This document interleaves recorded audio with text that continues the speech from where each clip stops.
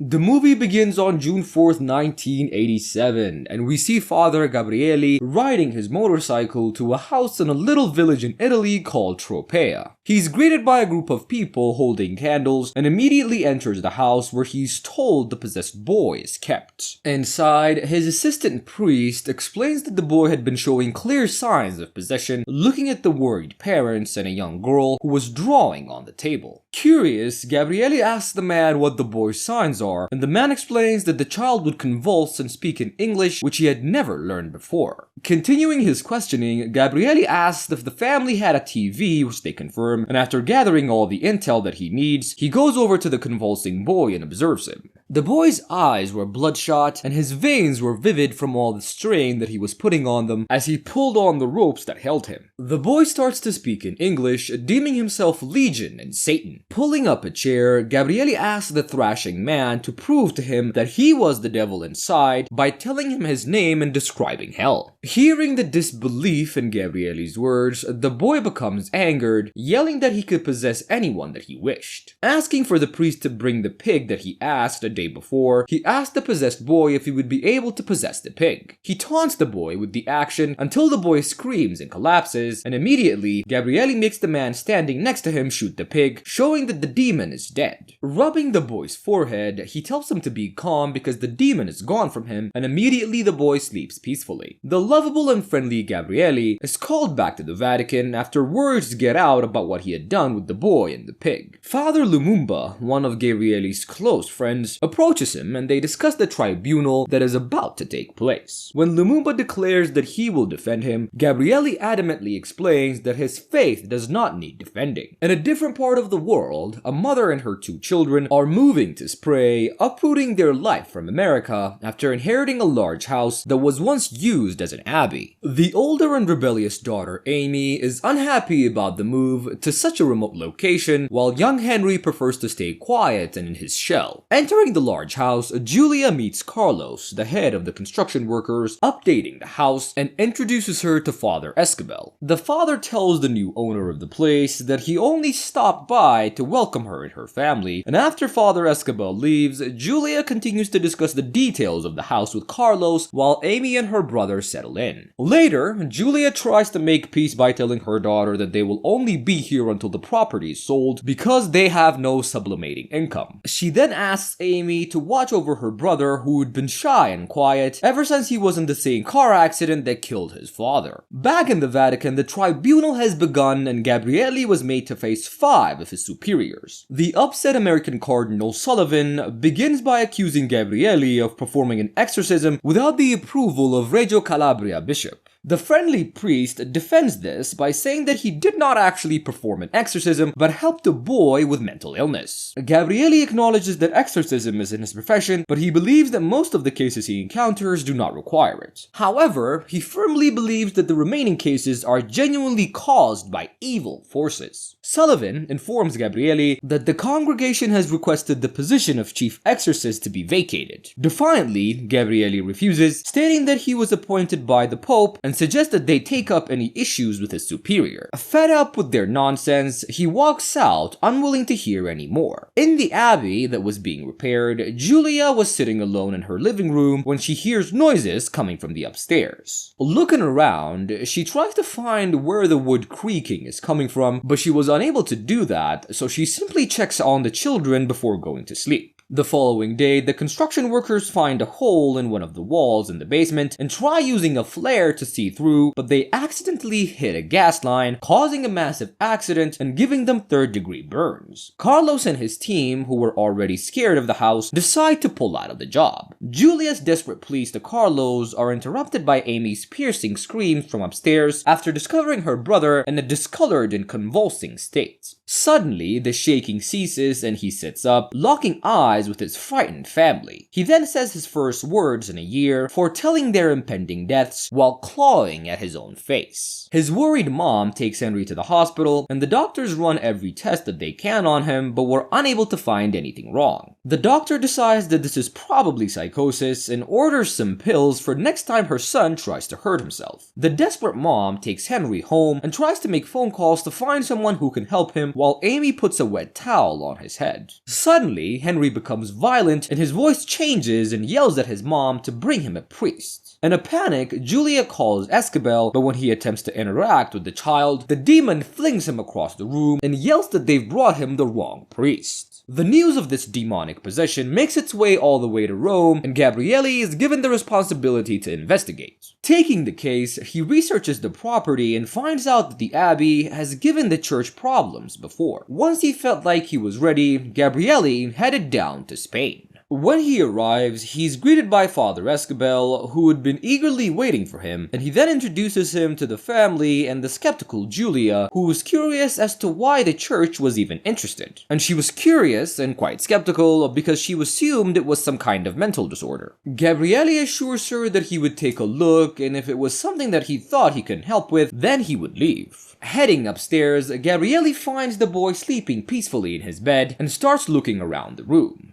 Getting a chair, he starts praying, which wakes up the boy immediately, and the priest converses with the demon, and Gabriele was unconcerned about what he assumed was a lowly demon. Suddenly, the demon calls him out by name, which gives him a pause, and it also mentions his biggest shame, the time that he had hidden from the enemy while his friends fell during the war. Suddenly, the demon makes the child vomit a blood-covered dead bird onto the sheets. Disturbed by this phenomenon, Gabriele hurries out of the room while the demon tells him his sins will seek him out. Going downstairs, he speaks to Julia, asking her if Henry has ever experienced trauma, and explaining the accident, she tells him that the boy had seen his father impaled for a long time before he was rescued. Getting this information, Gabriele tells her that the tragedies can make a soul weak for possession and promises her that he will not give up until her son is free. Ready to begin his work, Gabriele calls Escabel and tells him that they must be in constant prayer until the demon eventually gives up its name so they can exorcise it.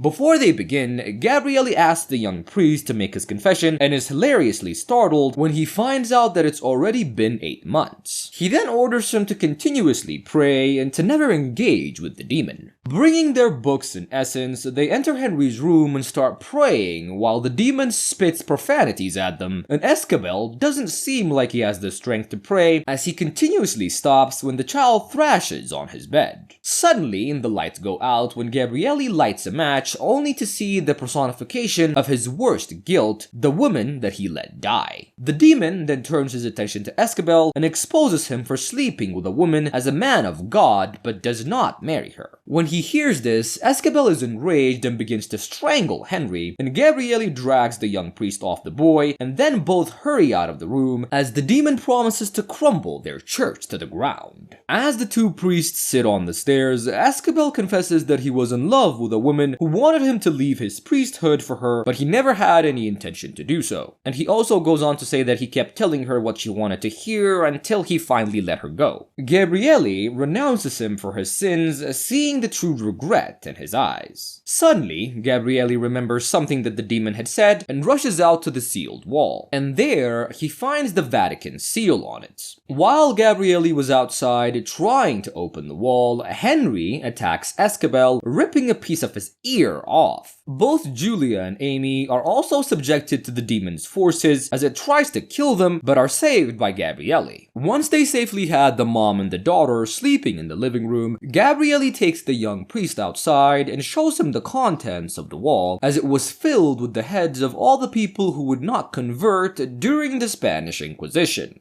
Going under the house, they find a wall hiding a door that leads to a catacomb. In the middle of the room, a cardinal is put in a cage, and a secret tradition is used to seal a demon in one place. While the two investigate the catacomb further, the Pope, who had been researching the sealed case of the abbey, finds a letter for the dead cardinal and falls severely ill. Gabriele and Escabel venture deeper into the very basement of the abbey,